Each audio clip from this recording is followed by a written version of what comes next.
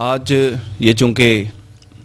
امام حسین علیہ السلام سے متعلق ایک بڑا اہم کام ہے اور وقت کی ضرورت ہے، حسین سب کا، اس ٹائٹل سے، اس عنوان سے، تو اس میں بھی اپنا حصہ دو وجوہات سے ڈالنا چاہوں گا۔ پہلی وجہ تو یہ کہ اس سے امام حسین علیہ السلام کی بارگاہ سے توجہات کی حصول کی ایک لالچ سمجھ لیں، ایک غرض سمجھ لیں، ایک حریص ہے انسان، جو کہ آپ کی توجہات سے ہٹ کر یا آپ کی توجہات کے علاوہ نہ علم کامل ہو سکتا ہے، نہ سمجھ لیں کہ شخصیت کامل ہو سکتی ہے، نہ تقوی، نہ روحانیت، کچھ بھی کامل نہیں ہو سکتا، چونکہ باب علم کے وارث ہیں آپ۔ اس لیے ایک وجہ، اور دوسری وجہ یہ ہے کہ آپ کی شخصیت وہ واحد شخصیت ہے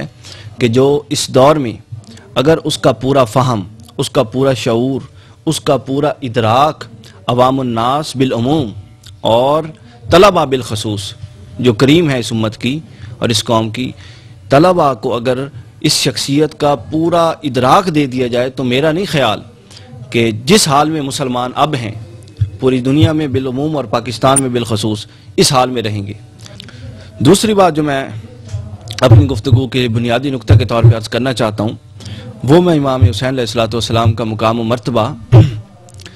ٹرم ایک شاہ ولی اللہ محدث دہلوی علیہ الرحمہ نے استعمال کی ہے، تدلّہ۔ اپنی کتاب فیوض الحرمین کے مقدمے میں انہوں نے تدلّہ کی اصطلاح سے اللہ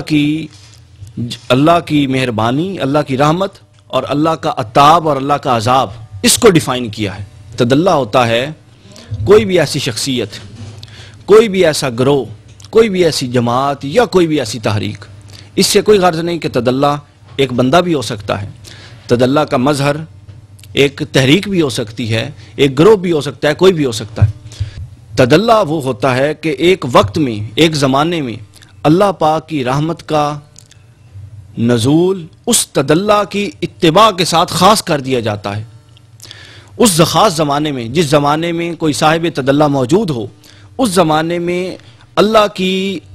ناراضگی کا باعث اس تدلّہ سے پھر جانا اور اس کی مخالفت اللہ کی ناراضگی کا باعث بن جاتا ہے، اور اس خاص زمانہ میں اس تدلّہ کی موافقت اور اس سے مل جانا اللہ کی بارگاہ سے رحمتوں کے نزول کا باعث بن جاتا ہے۔ مطلب کہ کسی خاص زمانے میں آپ یوں سمجھیں کہ وہ تدلّہ اللہ کی رحمت کا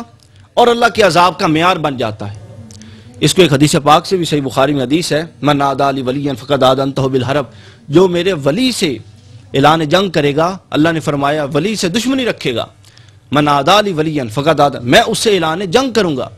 اس سے یہ مطلب نہیں ہے کہ کوئی مسواک کرے گا اور ولی بنے گا اور اللہ اس سے اعلان جنگ کرے گا۔ اس کا مطلب یہ نہیں کہ دو نفل پڑھتا ہوگا اور